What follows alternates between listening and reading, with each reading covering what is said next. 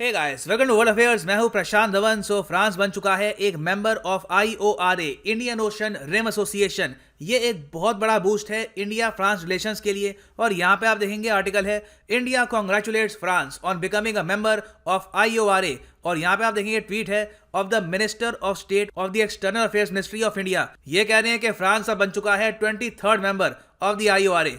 Now इसकी importance क्या है, इंडिया को इससे क्या बेनिफिट मिलेगा, डिस्कस करेंगे इस वीडियो में। बहुत कुछ आपको जानने को मिलेगा। So a lot to know, a lot to discuss as always. But before we begin, एक क्वेश्चन मैं आपसे पूछूंगा। सिंस हम यहाँ पे बात कर रहे हैं यूरोपियन कंट्री फ्रांस की, तो न्यू कैलेडोनिया रिसेंटली न्यूज में था। आपको ये बताना है कि इनमें से किस देश की न्यू कैलेडोनिया है एक ओवरसीज टेरिटरी। नीचे कमेंट सेक्शन में इसका आंसर करो। सही आंसर आपको मिलेगा हमेशा की तरह वीडियो के एंड में। और आप किसी भी एग्जाम की प्रिपरेशन कर रहे हैं, चाहे SSC, bank, railways, any examination, Unacademy की ऐप पे जाओ या फिर वेबसाइट पे, और यहाँ पे आप परचेज कर सकते हैं अनअकैडमी के कोर्सेज। फायदा आपको मिलेगा, लाइव क्लासेस, आप वीडियो देख पाएंगे फोन पर, कंप्यूटर पे, टैबलेट पे, एनीवेयर यू वांट। और ये है यहाँ पर ओरिजिनल प्राइस। ये पे मत कर देना, यूज करो कोड PD10 और ये आपको यहाँ पर पे करने होंगे discounted price. So use the code PD10 and save money. Recently आपने न्यूज सुनी होगी कि फ्रांस के प्रेसिडेंट इमैनुअल मैक्रों को हुआ है कोविड-19। अब जैसे ये न्यूज सामने आई तो बहुत सारे जो यूरोप के बाकी लीडर्स हैं ये भी क्वारंटीन में चले गए, क्योंकि डर उनको ये है कि उनको भी ये बीमारी हो चुकी है। और जैसे ये न्यूज सामने आई, इंडिया के प्रधानमंत्री ने यहाँ पर ये लिखा, wishing my dear friend Emmanuel Macron a speedy recovery and the best of health. और जो ये सिंबॉलिक जेस्चर है, ये हमको बहुत कुछ बताता है आज के समय इंडिया फ्रांस रिलेशंस के बारे में। इंडिया फ्रांस रिलेशंस आज के समय मैं कहूंगा बिल्कुल अपने गोल्डन पीरियड में है। इंडिया ऑलरेडी 36 डसॉ कंपनी के रफाल परचेज कर चुका है फ्रॉम फ्रांस। उसके अलावा बात यह भी चल रही है कि इंडिया और फ्रांस मिलकर इंडिया में सबमरीन भी बिल्ड करें, और ये जो कॉन्ट्रैक्ट होगा ये भी हो सकता है 5 से लेकर 6 बिलियन डॉलर्स का। तो डिफेंस सेक्टर में जो कॉपरेशन है फ्रांस और इंडिया की, ये इन द फ्यूचर बढ़ने ही वाली है। उसके अलावा आप अगर बाकी जगह भी देखो तो इंडिया और फ्रांस ने 2018 में साइन किया था provision of reciprocal logistic support. इसका मतलब यह है कि इंडिया को एक्सेस मिलता है फ्रांस के जो भी मिलिट्री बेसिस है उनका, और फ्रांस को एक्सेस मिलता है इंडियन मिलिट्री बेसिस का। अब यहाँ पे आप कह सकते हैं वेल, इस टाइप का एग्रीमेंट तो इंडिया ने recently US, south Korea, Japan, various countries के साथ साइन किया है। इस एग्रीमेंट में खास क्या है? खास ये है कि फ्रांस के साथ जो ये एग्रीमेंट है ये इंडिया को जेन्युइनली बेनिफिट कर सकता है। फॉर एग्जांपल यहाँ पे आप अगर देखें, रिसेंटली फ्रेंच नेवी की जो एंटी एयरक्राफ्ट डिस्ट्रॉयर शिप है FNS कसार्ड, इसने डॉक किया था मुंबई के बंदरगाह में। और इसी के साथ आज के समय इंडियन नेवी की जो शिप्स हैं ये इस्तेमाल कर रही है रियूनियन आइलैंड के बेस को। उसके अलावा फ्रांस के जो दुनिया भर में बहुत सारे मिलिट्री बेसिस हैं, इनको यूज कर सकता है आज के समय इंडिया। क्योंकि मैं आपको ये बता दूं, फ्रांस सिर्फ यहाँ पर यूरोप तक सीमित नहीं है। जिस तरीके से एक टाइम पे था ब्रिटिश एम्पायर, ब्रिटेन ने बहुत सारी कॉलोनीज बना ली थी, south Africa, Australia, south Asia में बहुत सारी कंट्रीज, म्यांमार। उसी तरीके से फ्रांस ने भी ओवर द इयर्स बहुत सारे टापुओं को बना लिया था अपनी कॉलोनी। मगर अब कॉलोनी इसको बुलाते नहीं है, ये इसको कहते हैं ओवरसीज टेरिटरी। तो आप अगर वर्ल्ड मैप पे देखोगे तो शायद ही कोई आपको ओशन मिलेगा जहां पर फ्रांस की ओवरसीज टेरिटरी ना हो। यहाँ पे आप अगर देखो इंडियन ओशन में, तो जो रियूनियन आइलैंड है ये बिलोंग करते हैं फ्रांस को। उसके अलावा मेडागास्कर के आसपास इनके हैं मायोटे आइलैंड्स, फिर कुछ छोटे आइलैंड्स यहाँ पर भी हैं। आप अगर जाओगे जरा साउथ को तो यहाँ पे आपको मिलेगा कैरुगेलन आइलैंड ऑफ फ्रांस। फिर ऑस्ट्रेलिया के करीब इनका है न्यू कैलेडोनिया, और फिर साउथ पैसिफिक में है बहुत ही बड़ा एक आइलैंड का ग्रुप फ्रेंच पोलिनेशिया। फिर इवन आप अगर देखो कनाडा के पास, यहाँ पर भी इनका एक टापू है सेंट पियर। और साउथ अमेरिका में तो पूरा एक बहुत बड़ा लैंडमास है फ्रेंच गियाना। तो आप अगर सोच कर देखो, जो हमने ये मिलिट्री बेसिस का जो एग्रीमेंट साइन किया है साउथ कोरिया, जापान के साथ, उसका ज्यादा कुछ फायदा है नहीं। मैक्सिमम बेनिफिट हमको क्या मिलेगा साउथ कोरिया के साथ? ठीक है, इंडियन शिप्स डॉक कर सकती है साउथ कोरिया में। ऑस्ट्रेलिया के साथ ठीक है, ऑस्ट्रेलिया के जो पोर्ट्स हैं यहाँ पे हम डॉक कर सकते हैं अपनी सबमरीन शिप को। मगर फ्रांस के साथ बेनिफिट ये है कि पूरी दुनिया का आपको एक्सेस मिलता है, और मोर इंपॉर्टेंटली इंडियन ओशन में वो एरियाज जहां पर इंडिया की पहुंच अभी है नहीं, वहां का एक्सेस मिलता है इंडिया को विद फ्रांस। तो फ्रांस की जो ये मैसिव रीच है, इसको इंडिया बिल्कुल एक्नॉलेज करता है, रिस्पेक्ट करता है, और ये हमारे लिए बहुत ही बड़ा एडवांटेज है। फ्रांस सिर्फ एक यूरोपियन पावर नहीं है, it is pretty much an international power. और साथ ही साथ फ्रांस के पास न्यूक्लियर वेपन्स भी हैं, और ये एक परमानेंट मेंबर है यूनाइटेड नेशन सिक्योरिटी काउंसिल का। तो ये सब देखते हुए इंडिया ने रिसेंटली फ्रांस को एक मेंबर बना लिया है इंडियन ओशन रिम एसोसिएशन का। फॉर्मरली मतलब कि पहले इसका नाम हुआ करता था इंडियन ओशन रिम इनिशिएटिव। कुछ पुरानी बुक्स में हो सकता है कि आपको ये दिखे, मगर आज के समय हम इसको बुलाते हैं IORA, Indian ocean rim association. ये एक रीजनल कॉपरेशन है 23 कंट्रीज की।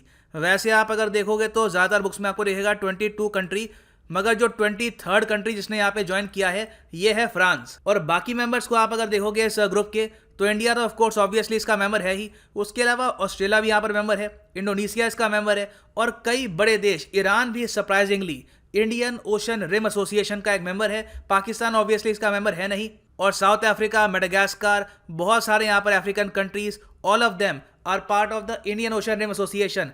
इंडिया ने स्मार्टली, बहुत ही अच्छी नीति के साथ, कभी भी चाइना को इस ग्रुप का पार्ट बनने नहीं दिया। चाइना आज के समय एक ऑब्जर्वर स्टेटस रखता है इंडियन ओशन रिम एसोसिएशन में, और ये ग्रुप सबसे पहले फॉर्म हुआ था मार्च 1997 में। और ये आइडिया कि ऐसा ग्रुप होना चाहिए इन द इंडियन ओशन, ये आइडिया था इंडिया और साउथ अफ्रीका का। और इनिशियली जब इसको फॉर्म किया गया तो यहाँ पर फोकस था ओपन रीजनलिज्म पर, कि कोई भी कंट्री ये नहीं कह सकता कि यहाँ पर जो ये ट्रेड रूट है यहाँ पे सिर्फ हमारा हक है। जो बेसिकली चाइना कर रहा है साउथ चाइना सी में, ये कभी भी नहीं होगा इंडियन ओशन में। और साथ ही साथ जो यहाँ पर मेंबर कंट्रीज हैं ये आपस में इकोनॉमिक कोऑपरेशन बूस्ट करेंगी, इन्वेस्टमेंट बढ़ाएंगी और सोशल डेवलपमेंट पर फोकस करेगी। तो अगर मैं इनफॉर्मल वर्ड्स में अगर कहूँ तो ये एक तरीके से इंडिया लेड एक ग्रुप है, और इससे इंडिया ने कोशिश करी कि रीजन में जो अपना इन्फ्लुएंस है यहाँ पर ये ज्यादा बढ़ाए। सो क्या हम कह सकते हैं कि 1997 से लेकर अब तक इस ग्रुप ने कुछ खास अचीव किया है?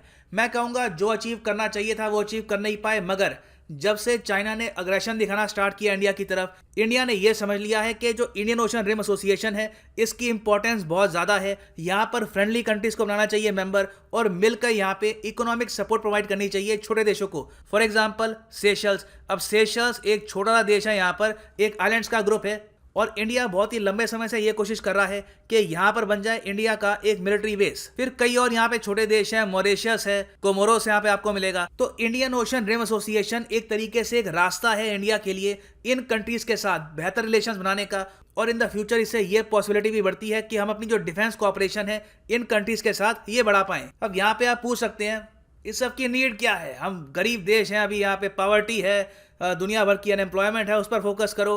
बाकी जो इंडियन ओशन की कंट्रीज हैं वहां पर मिलियंस ऑफ डॉलर्स बांटने के लिए IORA को प्रमोट करने की आवश्यकता क्या है? देखो प्रॉब्लम यह है कि हम नहीं करेंगे तो चाइना कर लेगा, और अगर हम ये बहाना बनाते हैं कि अब हम 5-10 साल के लिए तो हम कुछ यहाँ पे डोनेशन करेंगे नहीं, हम अपना पैसा बस अपने पास रखेंगे, और चाइना को अलाउ करेंगे कि वो सेशल्स, मॉरिशस, बहुत सारे जो यहाँ पर छोटे देश हैं इनको डेट ट्रैप में फंसा ले और यहाँ पे हम्मन टोटा की तरह जमीन एक्वायर कर ले, तो ये होगी हमारी स्ट्रेटेजिक मिस्टेक जो आने वाले 100-200 साल तक हमको बहुत ज़्यादा नुकसान पहुंचाएगी। तो इंडिया यहाँ पे सोच रहा है लॉन्ग टर्म का, और इसलिए जो हमारे चीफ ऑफ डिफेंस स्टाफ है बिपिन रावत साहब, इन्होंने रिसेंटली ये कहा था कि आज के समय रेस चल रही है, दौड़ चल रही है स्ट्रेटेजिक बेसिस की, कि कौन कितने military bases, strategic basis acquire कर पाता है इंडियन ओशन रीजन में। और ये दौड़ किसकी है? ऑब्वियसली चाइना भी यहाँ पर है, रशिया भी है। रशिया ने भी रिसेंटली आपको पता होगा सुदान में एक जो बेस है ये एक्वायर किया है। यूएस भी काफी हद तक है, इंडिया भी चाहता है। इंडिया ऑफ कोर्स यूएस के साथ अलाइंड है, मगर इंडिया चाहेगा कि हमारा खुद का भी यहाँ पर बेस हो ताकि अलाइनमेंट में भी ज्यादा पावर हमारे पास हो। So Indian ocean rim association India के लिए बहुत इंपॉर्टेंट है स्ट्रेटेजिक पॉइंट ऑफ व्यू से। अब इंडिया ने फ्रांस को यहाँ पे जो इन्वाइट किया ना, इसके पीछे लॉजिक ये है कि फ्रांस भी इंडिया के साथ मिलकर इन्वेस्टमेंट करेगा इन छोटे देशों में, और एक प्रॉपर डिफेंस नेटवर्क हम बना पाएंगे इन द इंडियन ओशन। इससे फ्रांस को भी फायदा है क्योंकि इंडियन ओशन में इंडिया की प्रेजेंस काफी बड़ी है। इंडिया के साथ कोऑपरेशन करेंगे तो फ्रांस की जो पावर है इंटरनेशनली ये भी बढ़ेगी। इंडिया का भी फायदा ये है कि हम चाइना को कंटेन कर पाएंगे in the Indian ocean with the help of France. तो अभी के लिए क्या है कि इंडियन ओशन रिम एसोसिएशन का जो फंड है